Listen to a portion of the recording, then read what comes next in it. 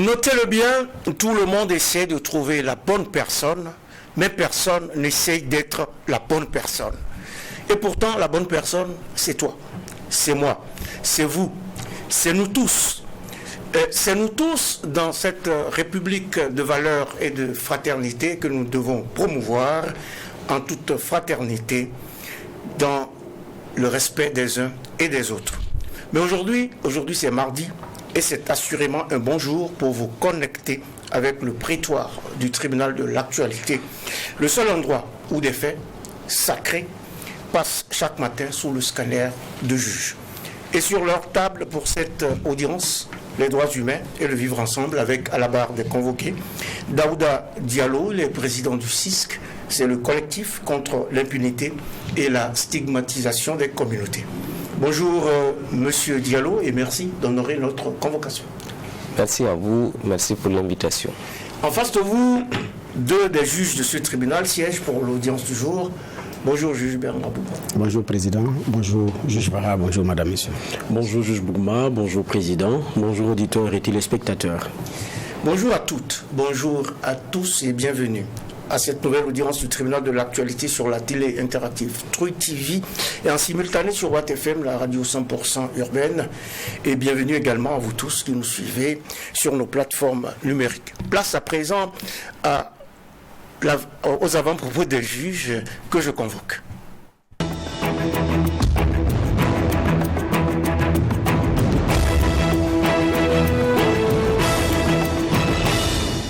C'est l'instant privilégié des avant-propos des juges et on commence par vous, Bernard Bourg. Merci, président. Mon avant-propos va concerner la guerre en Ukraine.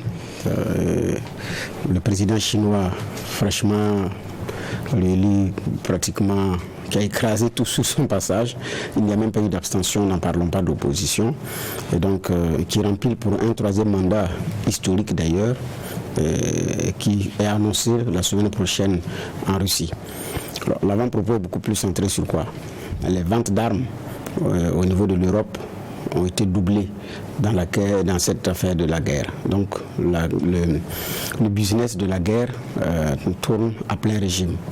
Donc derrière cette guerre-là aussi, il y a ces intérêts financiers qui ne disent pas effectivement leur nom. Donc les ventes d'armes ont doublé en Europe. Par rapport, et puis je parle de la guerre en Ukraine, je ne parle pas d'autre chose. Donc c'est-à-dire que les enjeux vont au-delà de ce que nous voyons. Sinon, à un moment donné, l'accord qui avait été trouvé entre Zelensky et Poutine sous l'égide d'Erdogan, donc au niveau de la Turquie, devait pouvoir permettre de mettre fin aux opérations. Mais ses alliés européens ont dit non, il faut dénoncer cet accord, on n'est pas d'accord. On préfère la guerre plutôt que l'accord. Pourquoi? Parce que ça permet à des égos de s'affirmer, ça permet à des gens de vendre et de se faire suffisamment d'argent. Donc dans une guerre comme dans toute autre, dans une situation de guerre, en réalité on n'a pas la maîtrise des enjeux. On voit seulement, tous les enjeux je veux dire, on voit seulement des protagonistes, des gens qui se tapent, mais derrière il y a beaucoup plus d'autres dangers parce qu'il y en a qui veulent écouler également leur socle. Donc c'est ça aussi. Maintenant nous regardons cela avec tout ce que cela implique comme réalité sur le plan économique, les prix flambent et avec la tournure de la situation, comment est-ce que les événements vont se passer, quoi qu'il en soit, les blocs sont en train clairement de se dessiner entre l'Europe d'un côté, la Russie aussi de ses partenaires de l'autre côté. Donc quels sont les enseignements que l'Afrique tire d'une telle situation? C'est beaucoup plus là l'enjeu. L'heure est à l'unition. Si aujourd'hui il y a un OTAN qui est en train de faire bloc derrière l'Ukraine, c'est parce qu'ils ont compris qu'il faut se mettre ensemble. Si derrière la Russie s'organise également avec les pays du BRICS, jusqu'à créer leur propre banque qui est sous forme d'une banque mondiale bis, ça veut dire qu'ils ont compris que l'intérêt n'est pas de se diviser, c'est de s'unir. Mais nous, est-ce que nous tirons d'ailleurs leçon de toutes ces choses-là? Je ne crois pas. Est-ce que nous tirons leçon de tout ce qui se passe dans ce monde, dans cette géopolitique tourneboulée? On ne sait pas. Et pourtant, il y a longtemps que quelqu'un nous avait dit que l'Afrique doit s'unir. Et même récemment encore, le chanteur Tiken Jah Fakoly nous a chanté que quand nous serons unis, nous serons forts. Juge Geoffroy, votre avant-propos du jour.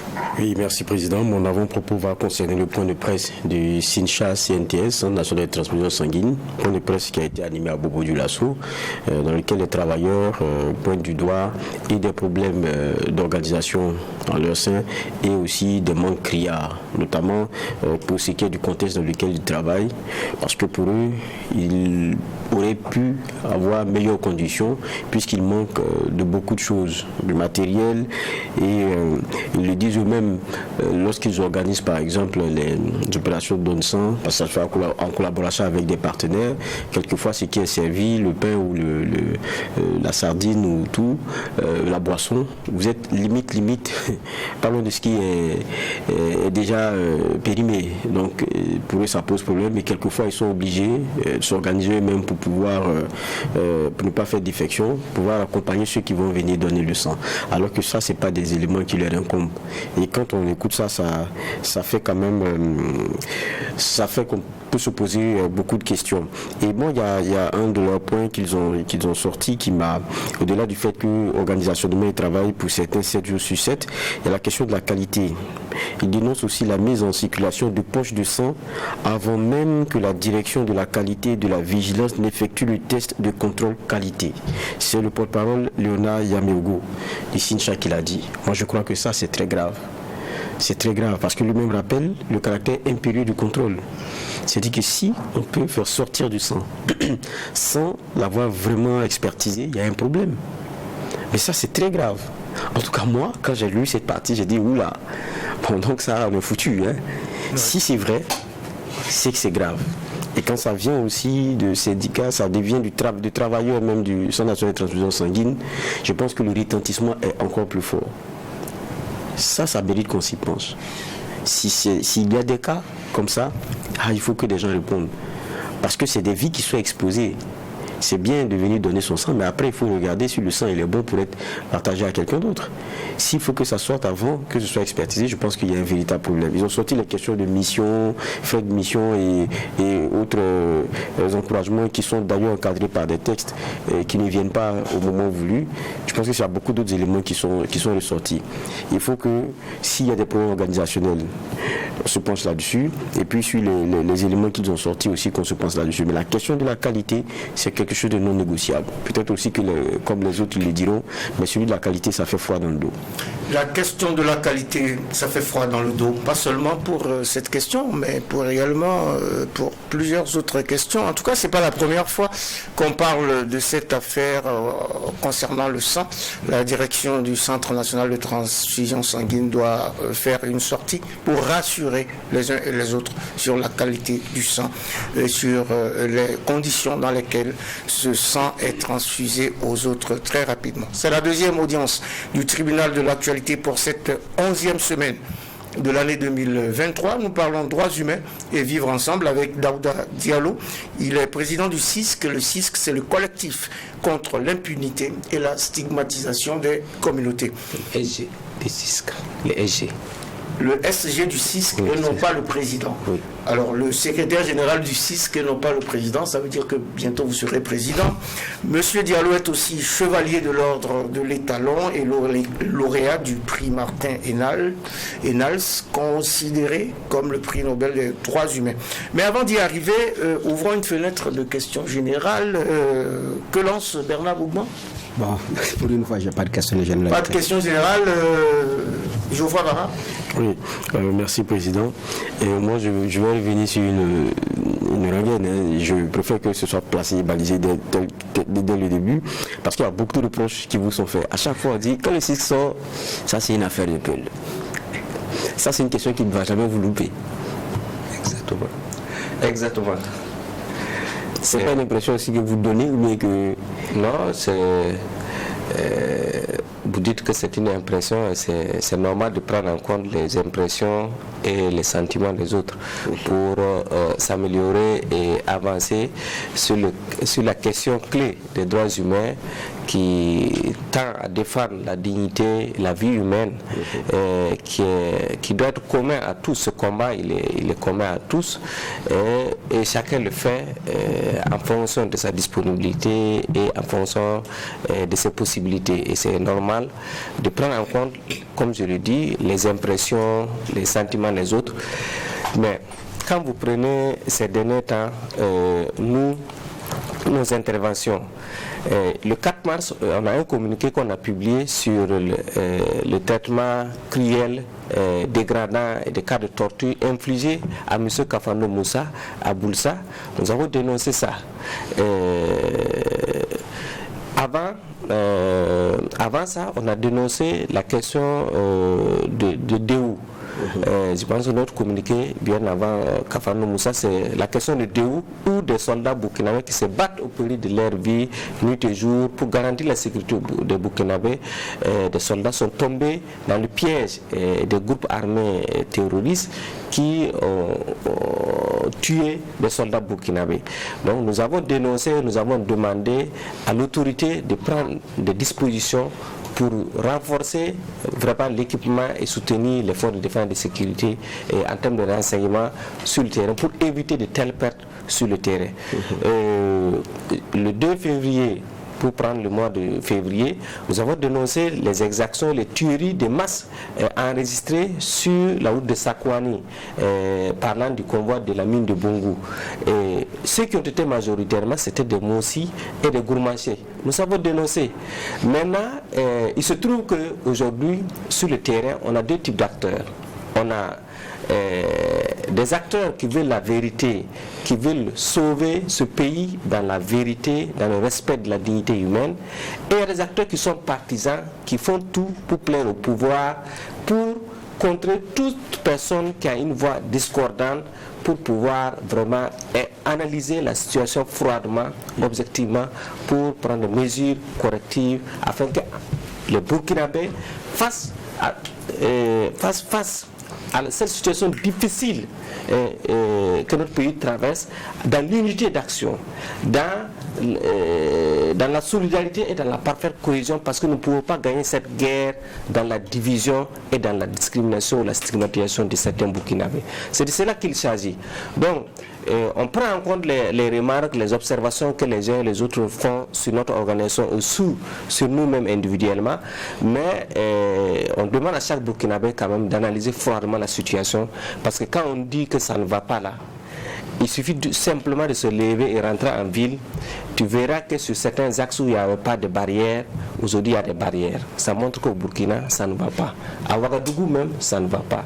Il suffit, quand quelqu'un a le sens de l'honneur, le sens de l'État, et qu'il passe devant l'état-major qui avait été attaqué à Ouagadougou, et tu vois comment le lieu est devenu, tu comprendras que il y a une préoccupation majeure au Burkina et que les Burkinabés doivent se mettre debout, parce qu'on ne peut pas laisser cette crise dans les seules mains des militaires, parce que le pays appartient à tous et c'est dans la solidarité, dans la cohésion que tous les Burkinabés peuvent faire face à cette situation extrêmement difficile qui endeuille nos populations tous les jours.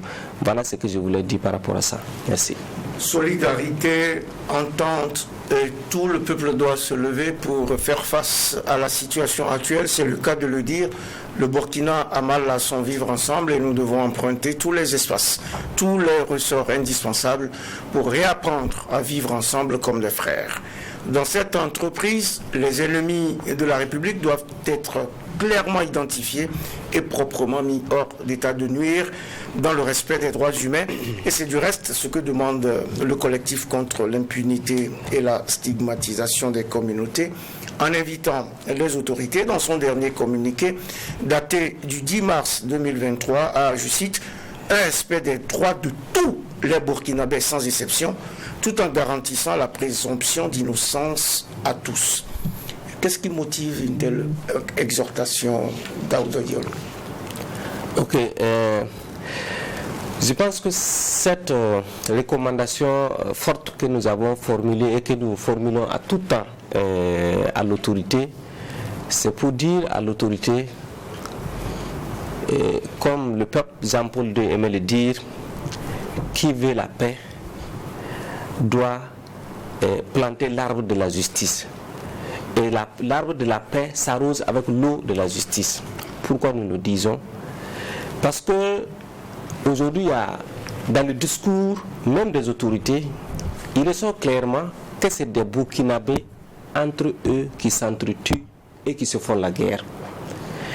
Et cette donne, elle est tellement importante qu'en réalité, en l'absence de la justice, l'impunité ne fait que pousser des Burkinabés dans l'élan, dans le réflexe de se rendre justice, ou à rejoindre l'ennemi pour se mettre à l'abri. C'est ce que nous disons qu'il faut arrêter.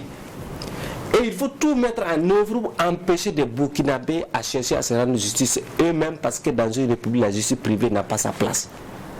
Deuxièmement, l'élément qui caractérise le Burkina, c'est quoi? Le Burkina, quand vous rencontrez les Burundais, les Rwandais dans le monde, mais quand vous dites que vous venez du Burkina, ils sont très contents. Parce qu'ils disent que leur pays a toujours rêvé être comme le Burkina, qui a toujours été comme exemple de vivre ensemble et de l'harmonie, la parfaite symbiose qui caractérisait les populations. Aujourd'hui, quand vous voyez que c'est des Burkinabés entre eux qui s'entretuent, des voisins qui vivaient paisiblement ensemble, c'est eux qui s'entretuent, ça fait pitié. Et c'est douloureux de laisser la justice privée prendre de la place. Voilà pourquoi nous disons que l'autorité doit s'assumer pleinement sur cette question de la justice et empêcher les Burkinabés à se rendre justice eux-mêmes.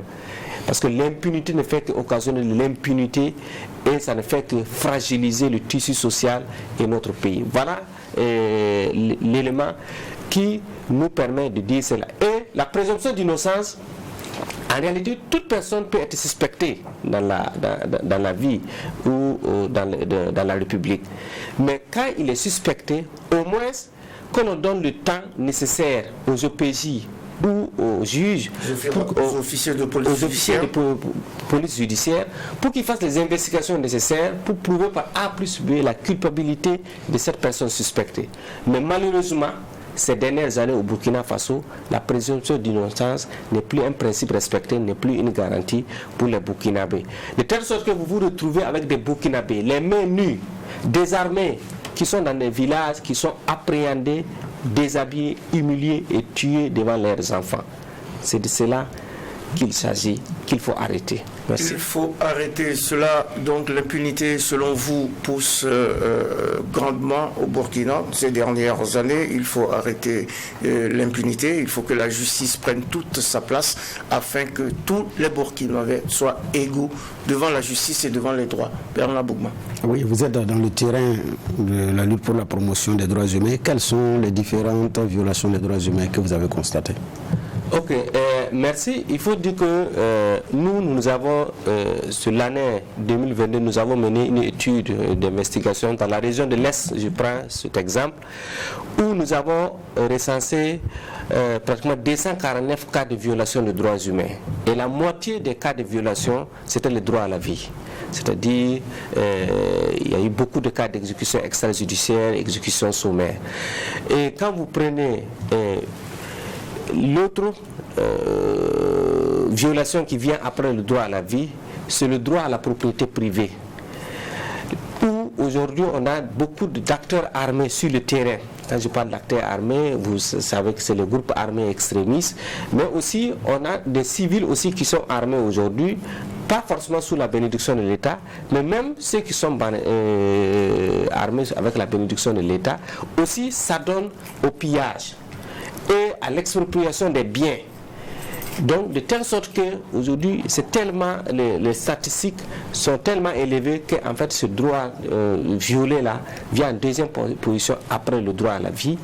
Et après ça il y a les cas de violence basés sur le genre, parce qu'il y a beaucoup de femmes aujourd'hui veuves qui ont à leur charge des orphelins, qui ne savent plus à quel sens se vouer, de telle sorte qu'elles sont sexuellement exploitées par des hommes qui sont sur le terrain.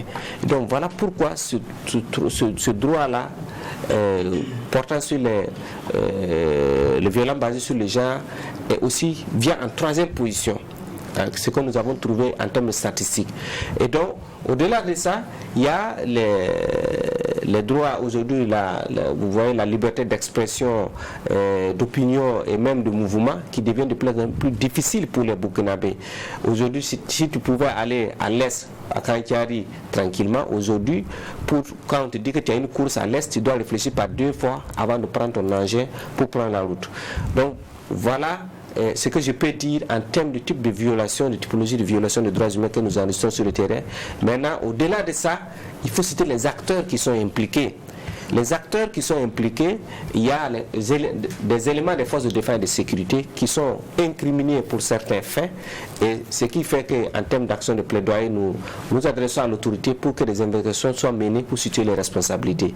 Au-delà des forces de défense et de sécurité qui sont incriminées des fois, il y a aussi les volontaires pour la défense de la patrie et certains Congolais également qui sont cités, et au-delà de ces acteurs, il y a les groupes armés terroristes ou islamistes qui sont fortement impliqués aussi en termes de violation sur les droits de l'homme, parce que tout ce qui arrive est lié à leur action sur le terrain.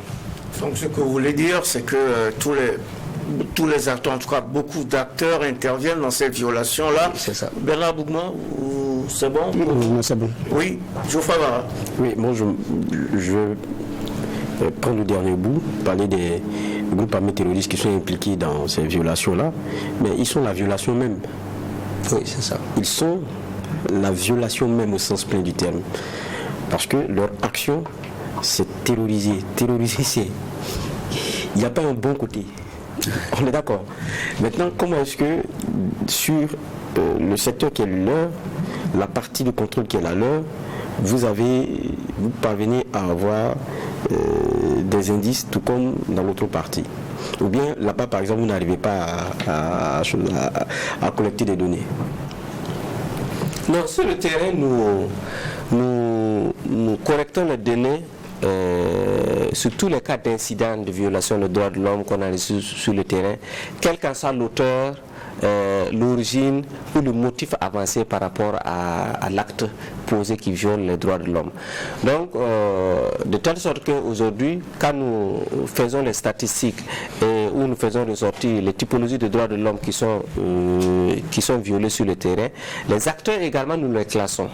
Et aujourd'hui, c'est ce qui me poussait à dire que les acteurs étatiques sont également incriminés dans les cas de violation des droits de l'homme, et les acteurs non étatiques, c'est-à-dire les groupes armés islamistes et extrémistes ou les bandits qui sont sur le terrain, sont également des auteurs des faits graves de violation des droits de l'homme qu'on enregistre sur le terrain. Pourquoi nous faisons cette cartographie ou ces statistiques pour dégager les tendances? C'est pour dire qu'en réalité, ce sont des outils, des éléments d'aide à la prise de décision.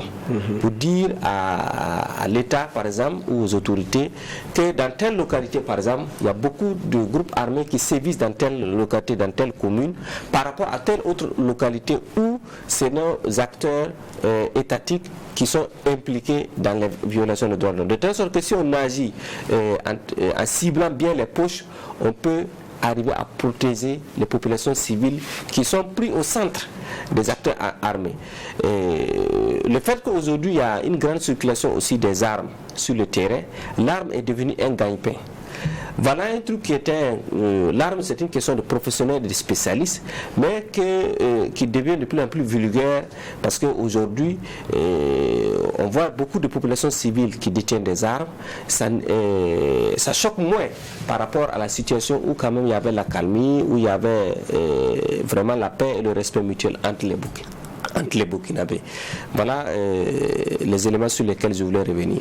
Ma question, en fait, je la posais parce que défendre les droits humains dans ce contexte-là, ça devient toujours très difficile.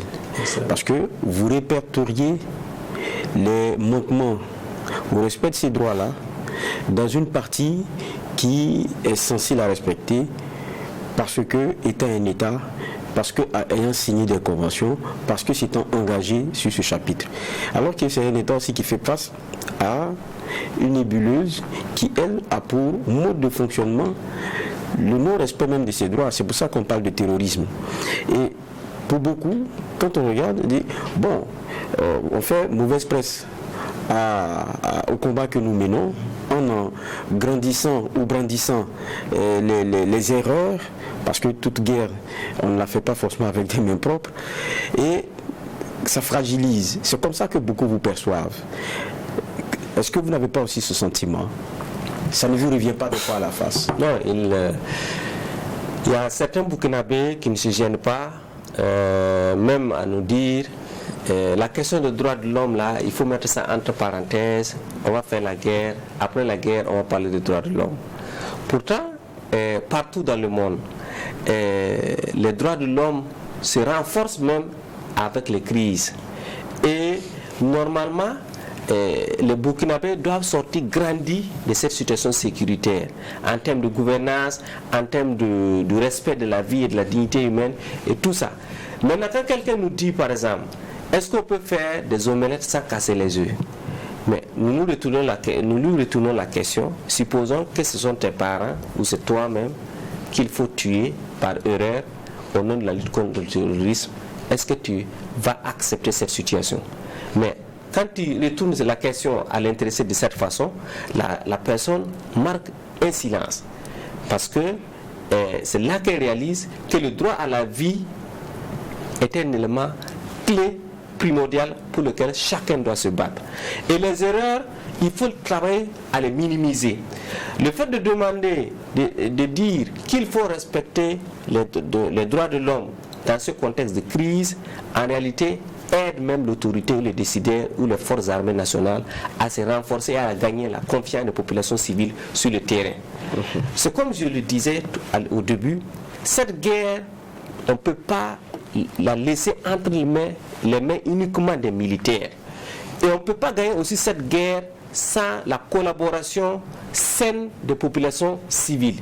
Et pour gagner la collaboration des populations civiles, et pour gagner leur confiance, il faut respecter les droits, les lois, la législation qui encadre cette guerre, cette vie en communauté, et aussi faire comprendre aux populations civiles qu'on est soucié de leur droit à la vie, leur droit à la présomption d'innocence, et qu'ils vont être, toute personne qui est suspectée va être traitée conformément à la législation en vigueur. Sinon, tuer pour tuer, si le nombre de morts distribués pouvait arrêter le terrorisme, je pense que au Burkina, on a assez enregistré de morts dans le cadre des opérations de ratissage pour lutter contre le terrorisme. Mais il n'en est rien jusqu'à présent. On ne fait que perdre toujours notre territoire. On continue de fermer des écoles, des services de santé, ça ferme. Les femmes sont toujours éprouvées et ont en charge, aujourd'hui, sont devenues même des chefs de famille, ce qui compromet l'avenir même de beaucoup de Burkinabés, beaucoup d'enfants. Donc, c'est une génération aujourd'hui qui est en danger. Et si rien n'est fait pour protéger les droits de l'homme dans cette situation de crise, en réalité, ça ne fera que prolonger la crise. C'est ça. On le comprend, parce que d'une façon ou d'une autre, je dis, l'armée ne peut pas rester dans une bulle. Il faut qu'elle ait aussi un bon capital sympathie auprès des populations vers lesquelles elle vient, pour lesquelles elle vient apporter des solutions. Maintenant, en même temps, je dis, vous vous répertoriez et vous ressortez à travers souvent vos bilans que vous faites, les manquements. Et les manquements, vous rappelez tout à l'heure, quelquefois, cela incombe aux forces de défense et de sécurité et aux supplétifs. Quand je prends par exemple votre dernier communiqué, bon, je ne sais pas si c'est le dernier, le communiqué sur Touessien et Fulbert et les autres zones, il est clairement dit que les présumés auteurs de massacres là seraient assimilés, bon, le terme est bien dit, assimilés à des éléments de forces de défense et de sécurité et des éléments des volontaires pour la défense de la patrie VDP. Et en même temps, quelques lignes après, dit qu'ils étaient vêtus de treillis militaires, tous encagoulés et armés. Encagoulés, ça veut dire qu'on ne peut pas savoir, on ne peut pas reconnaître forcément quelqu'un. Et puis, ce qui fait foi, c'est la tenue. On a entendu le président lui-même dire que très souvent, les mêmes terroristes-là, ils s'habillent aux tenues de nos forces et puis vont mener quelquefois des exactions pour renforcer la rancœur d'une frange aussi de la population vis-à-vis de cette armée. Si c'est vrai, si les choses fonctionnent comme ça, vous devenez aussi un genre d'instrument pour une partie ou pour l'autre. Mais est-ce que justement, vous avez parlé d'allégations, de torture, d'exécutions extrajudiciaires, de civils. Est-ce qu'il ne faut pas justement attendre d'avoir les clarifications nécessaires avant de dire que ce sont des actes commis par les forces de défense de sécurité ou les volontaires pour la défense de la patrie? D'abord, je vous montre comment on procède. D'accord. En fait, il y a tellement d'incidents sur le plan national que nous n'arrivons pas à nous exprimer ou à communiquer sur tous les incidents. Pourquoi c'est là? D'abord, pour pouvoir s'exprimer pour un incident bien précis, il faut au moins 2 sources directes, c'est-à-dire 2 victimes directes même de l'incident. On a besoin d'avoir d'échanger avec eux pour avoir la description des faits. Au-delà des sources directes, on a besoin au moins de 2 sources indirectes, c'est-à-dire des proches ou des parents des victimes, qui acceptent aussi nous décrire les faits tels qu'ils les ont enregistrés ou vécus. Maintenant, on fait le croisement. Et on demande également aux victimes, est-ce que vous êtes d'accord qu'on puisse communiquer sur cet incident? Parce que ça peut permettre d'alerter l'autorité, les décideurs, et des mesures urgentes peuvent être prises pour abraiser la souffrance des populations civiles. Si on a l'adhésion des victimes et avec les au moins 2 sources directes et au moins 2 sources indirectes, là on communique officiellement sur l'incident. Maintenant, il y a d'autres incidents sur lesquels on dit, vous ne communiquez pas. On dit, ok, tu dis que nous on n'a pas communiqué. Est-ce que tu as orienté au moins une source vers nous?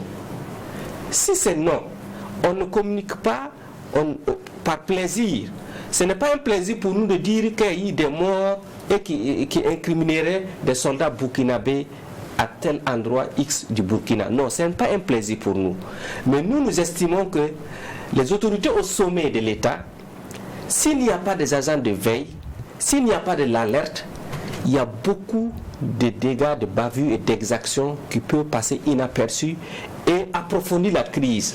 C'est ce qui... Mais je veux vous prendre au mot, parce que je veux comprendre comment est-ce que vous fonctionnez. Vous dites confrontation. C'est bien, c'est un peu la démarche que nous avons journalistique, l'obligation de confronter ce que nous avons comme information, nos sources et tout. Mais on ne les confronte pas entre elles. Ça veut dire que ce n'est pas, c'est pas seulement la confrontation entre ceux qui ont vécu, mais il y a l'autorité qui est accusée d'y avoir mené des éléments. On appelle l'autorité. Vous appelez l'autorité l'armée. On appelle l'autorité au-delà. Je vous dis par exemple... Parce que vous ne le disiez pas tout à l'heure en fait. Oui, voilà. Oui, dans la description je viens. Par exemple, pour le cas de TSM Fulbé, on a saisi très rapidement le 8 mars, même dans la soirée, et le 9 matin, les autorités, que ce soit les acteurs du ministère de la Justice, le ministère de la Sécurité, le maire, on demande. Souvent ils nous disent qu'ils ne sont pas informés et qu'ils vont procéder aussi à des vérifications. D'autres aussi nous donnent leur version. S'ils ont réagi, on le mentionne aussi dans notre communiqué que les autorités ont pris des mesures urgentes pour apaiser la souffrance des populations. Mais c'est d'abord des militaires, c'est eux qui sont accusés. J'arrive. L'autre élément qui est important à signifier, vous savez quand même que les groupes armés terroristes ne font pas des opérations conjointes avec les VDP. Et le troisième indicateur, c'est que quand il y a une base militaire qui n'est pas loin du lieu du crime et que les assaillants arrivent à passer toute la journée sur le lieu du crime, il y a problème.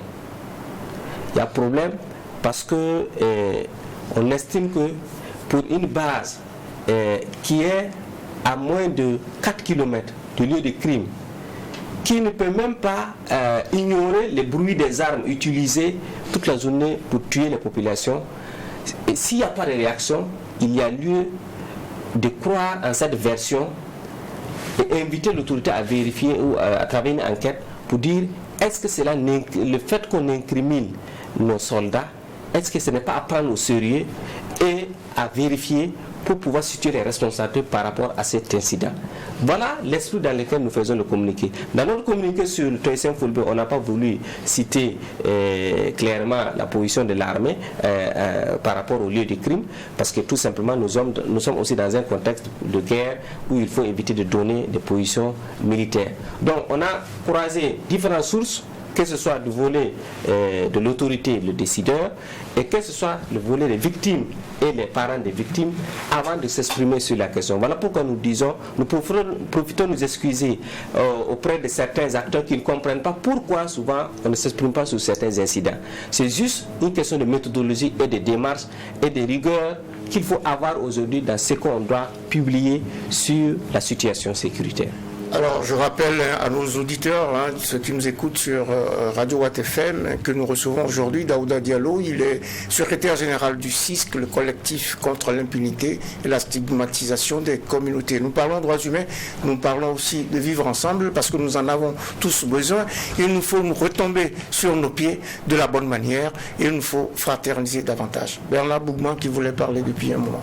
Oui, vous dites que la situation ne fait que se dégrader alors que quand on prend les chiffres, par rapport à la fermeture des écoles, le mois de février, il y a eu une baisse considérable par rapport au mois de janvier. Il y a des localités qui ont été reprises. Nous avons également d'ailleurs appris que la préfecture et le commissariat au niveau de Solenzo ont ouvert leurs portes. Ce sont des signes d'encouragement. Et donc, ça, ce sont des faits. Il y a eu plusieurs localités que les forces de défense et de sécurité ont réussi à reprendre, alors que ce n'était pas donné il y a un certain temps. Donc c'est quand même des signes encourageants.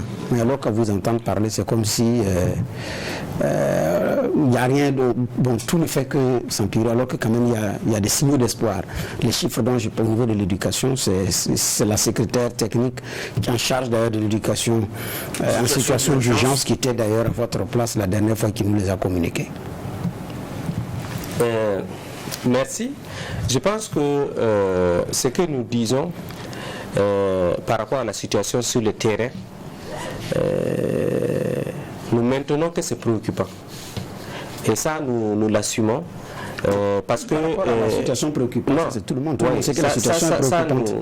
Nous l'assumons. Et deuxièmement, le fait qu'on est inquiet aussi par rapport au nombre de déplacés qui augmente et à la fermeture du nombre d'écoles qui ne baisse pas. Ça aussi, c'est très clair. C'est très clair et c'est perceptible sur le terrain. Maintenant, le souhait, c'est de reconquérir tout ce qui a été perdu et de rétablir l'autorité dans ces endroits. Et pour moi, c'est l'occasion aussi de féliciter les forces de défense et de sécurité impliquées dans ces opérations militaires qui arrivent à libérer des villages et à réouvrir les services sociaux de base, à les rendre accessibles aux populations civiles. Mais je vous dis, actuellement, la seule option militaire privilégiée sur le terrain n'est pas une option gagnante. Donc votre problème, c'est parce que c'est le tout militaire, ou bien qu'est-ce qui se passe? Le tout militaire ne peut pas permettre de gagner cette guerre. Donc vous n'êtes pas d'accord avec le tout militaire? Ce n'est pas qu'on n'est pas d'accord, ou on est d'accord, non. À partir du moment... Parce que je veux comprendre votre posture. Jusqu'à quand je dis qu'il y a des chiffres... est simple à comprendre. Quand j'ai dit qu'il y a des chiffres qui montrent qu'il y a des signaux d'espoir. Oui. Maintenant, chacun choisit l'angle qu'il veut pour regarder. Okay. Maintenant, il y a la méthode où effectivement, d'une personne à une autre, d'une entité à une autre, on peut ne pas la partager. Maintenant, ce que je veux savoir, que vous nous clarifiez, j'ai l'impression que le tout militaire vous pose problème. Non, c'est pas que ça. Maintenant, si je me trompe, vous m'apportez des éléments d'éclaircissement, c'est tout ce que j'ai. C'est pas... Aujourd'hui, le tout militaire pose problème depuis 2019. Si le tout militaire, si la logique militaire pouvait nous permettre de gagner la victoire, je le dis clairement, aujourd'hui on aurait gagné. Mais pourquoi ça ne marche pas? Ça ne marche pas parce que même le décideur dit que ce sont les Burkinabés qui s'entretuent entre eux. Et si telle formule-là, elle est exacte, si c'est des Burkinabés qui s'entretuent entre eux, et qu'il faut privilégier la seule option militaire, il faut être prêt à faire cette guerre pendant des années. Alors que le chef de l'État... Et pour s'en sortir, il faut avoir au feu deux fers. Il y a le fer, l'option militaire, qu'il faut mettre en œuvre, et il y a le faire qui consiste à dialoguer, à échanger entre les communautés, entre les Burkinabés, pour se parler franchement et froidement, pour qu'en réalité, on puisse aller unis face à l'ennemi. Alors que le chef de l'État... Damiba l'avait entrevu, oui, mais ça n'a pas porté ses fruits. On a regardé, on a vu. Damiba l'avait entrevu. Tant et si bien qu'au contraire, il y avait ces terroristes-là qui continuaient de gagner même du terrain avec plus de célérité. Non, ce n'est pas exact. Oui, quand le président Damiba... C'est dans ça que Solenzo est tombé. Quand Solenzo est tombé, c'était dans ça. En fait, Solenzo, s'il vous plaît, Solenzo, en réalité, c'est juste de la publicité. Les terroristes sont toujours à Solenzo. Ça, je vous l'ai dit. Et ils opèrent, et même des villages après de Solenzo continuent de se déplacer. Je suis désolé, mais je vais le dire. Deuxième donc, c'est pas dit que Solenzo n'est pas tombé dans les négociations au moment où de ces négociations. J'arrive très bien. L'option du président Damiba ou de MPSR 1 à travers le comité local de dialogue implanté sur le terrain avait commencé à porter leurs fruits. Quand tu prends les échanges qui ont eu lieu en avril 2022 à Guibo, ça va commencer à apaiser la situation entre les populations civiles. Et même la libre circulation des biens des personnes avait repris. Et quand tu prends Tiou dans le nord, à Tiou, dans le nord, autour de Waïguia, les comités locaux avaient pu apaiser lesquels les populations se parlaient franchement, ils larmoyaient et après ils s'attrapent pour dire qu'en réalité c'est l'ennemi qui les avait piégés. Ce que vous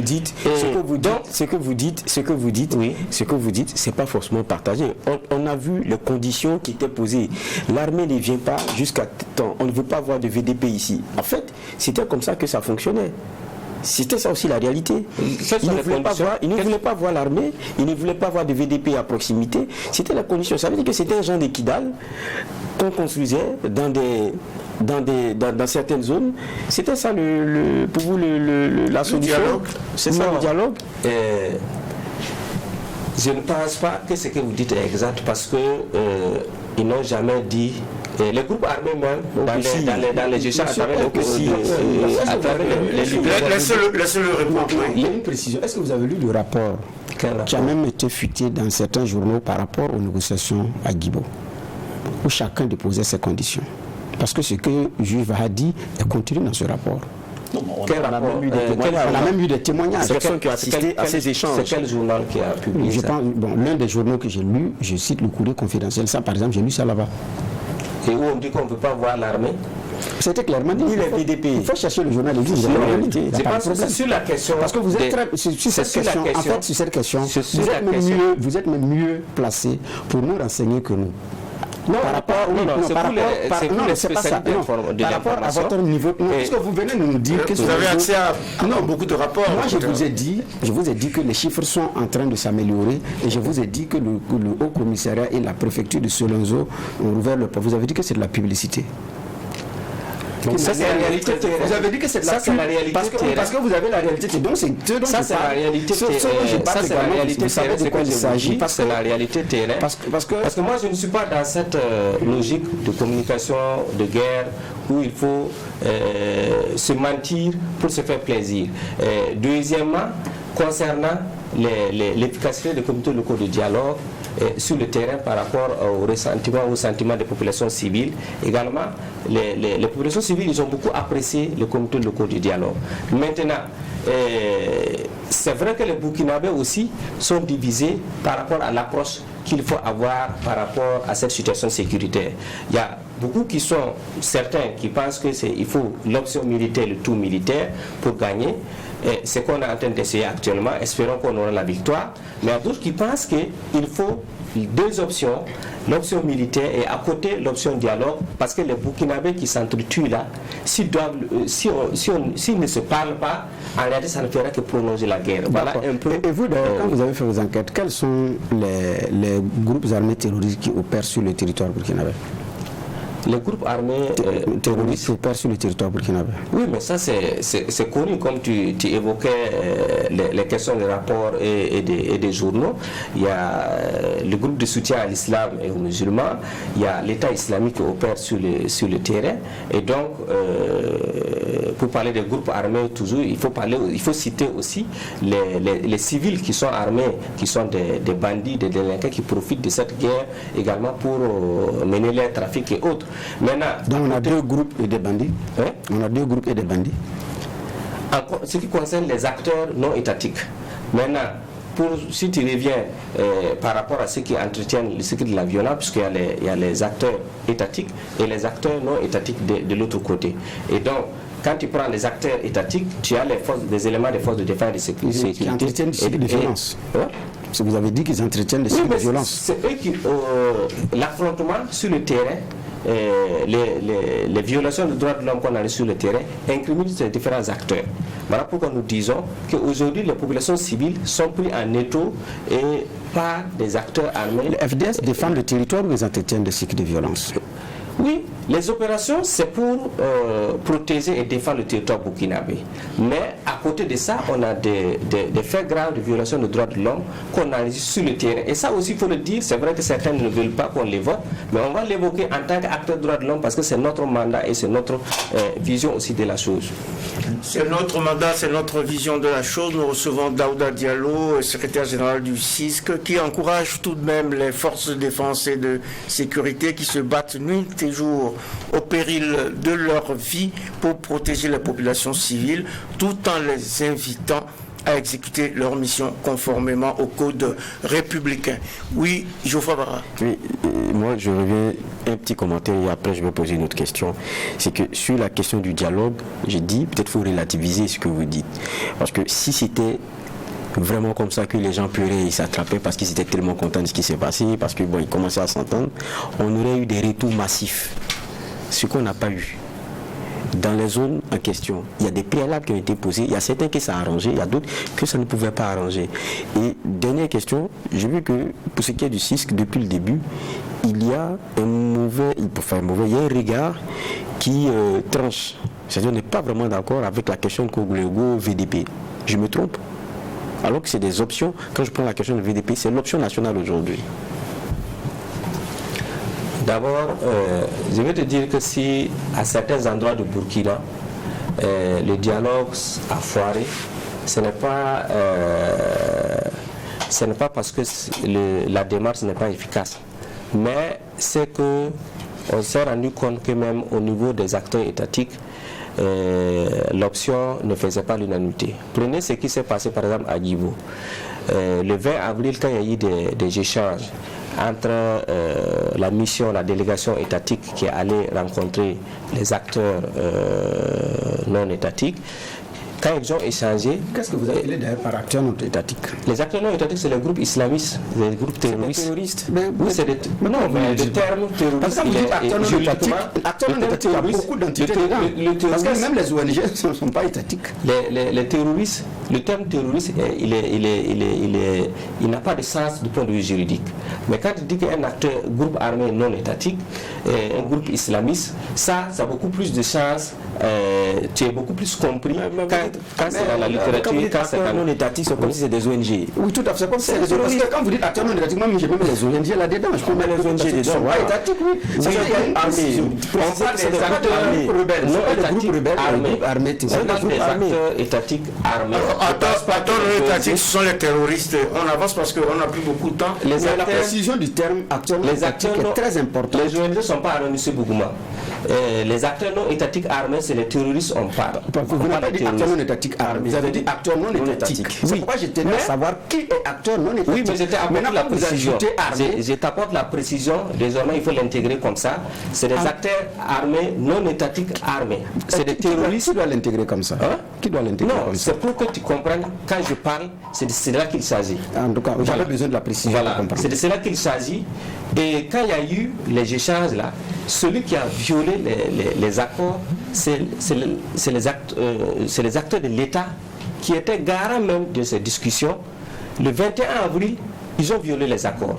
En quoi faisant? Parce que quand il y a eu, quand les terroristes ont levé les barrières et que les populations ont commencé à revenir à Djibo, au même moment, les VDP qui sont libérés par la hiérarchie militaire, ces VDP là ont enlevé les populations qui sont venues Et il y a au moins une vingtaine de personnes qui ont été tuées le 21 avril à Djibo. Pourtant, c'est l'État qui est garant de ces discussions et des échanges.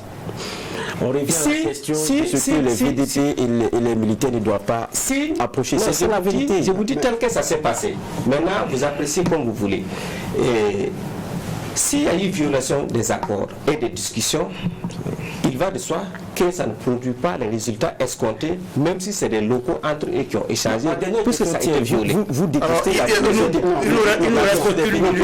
l'option des VDP, vous n'êtes pas d'accord. L'option des VDP, vous n'êtes pas d'accord. Alors que c'est une option nationale aujourd'hui. S'il te plaît, il ne faut pas faire des déclarations comme ça. Il ne faut pas dire, il ne faut pas affirmer.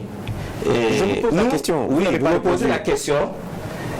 L'option VDP, quand il y avait la loi sur les VDP qui était adoptée, on avait apprécié au début en disant que c'est l'occasion d'impliquer les Burkinabés pour protéger leurs villages, leurs localités. Et c'est normal.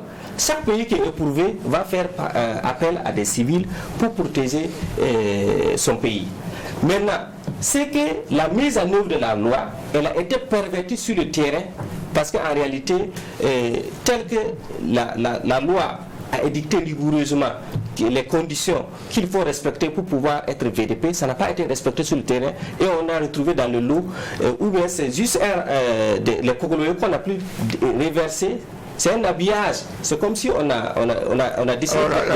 La loi a été relue, docteur Diallo, et les choses ont été améliorées et les VDP sont désormais encadrés. C'est une option nationale. Ce qu'on vous fait comprendre, c'est qu'il faut l'intégrer dans la dynamique globale de lutte contre le terrorisme. On est en fin d'émission, mais je vous donne juste 30 secondes pour poser votre question. Il a dit que le terme terroriste, c'est pas juridique, c'est pas le terme juridique, alors que dans notre corps pénal, le terrorisme est clairement défini. Et c'est sur la base d'ailleurs de ce corps pénal que les terroristes ont été jugés à Ouagadougou. Je voulais avoir plus de précision quand vous dites ça. 30 secondes. Oui, c'est pour te dire que quand tu écris, tu dis que c'est des terroristes qui ont posé une action, ça ne précise pas que c'est des groupes armés non étatiques islamistes qui ont commis l'action. Il faut le dire parce que toute personne qui utilise la violence sur une autre personne X pose une action de terreur, il peut être qualifié de terrorisme. D'accord, sinon ma précision c'était de comprendre est qualifié de terrorisme. Parce que ma précision était de comprendre d'où vient le fait que le docteur affirme que le terme terroriste n'était pas reconnu juridiquement à ce groupe armé non terroriste, alors que c'est connu dans notre code pénal. Parce que le terrorisme s'applique à tous les acteurs. Merci pour la le terrorisme s'applique à tous les acteurs. On n'aura pas l'opportunité d'aller plus loin puisque le temps qui nous est imparti est arrivé à son terme. Le gouvernement en tout cas assure que les forces de défense et de sécurité travaillent de manière professionnelle dans le strict respect du droit international humanitaire et indique que des enquêtes sont diligentées pour faire la lumière sur toutes les situations troubles. Ainsi s'achève cette audience du tribunal de l'actualité. C'est la deuxième audience de cette 11e semaine de l'année 2023 qui a abordé notre défi commun pour le vivre ensemble avec Daouda Diallo, secrétaire général du CISC, le collectif contre l'impunité et la stigmatisation des communautés. Merci, Monsieur Diallo, d'avoir honoré notre convocation.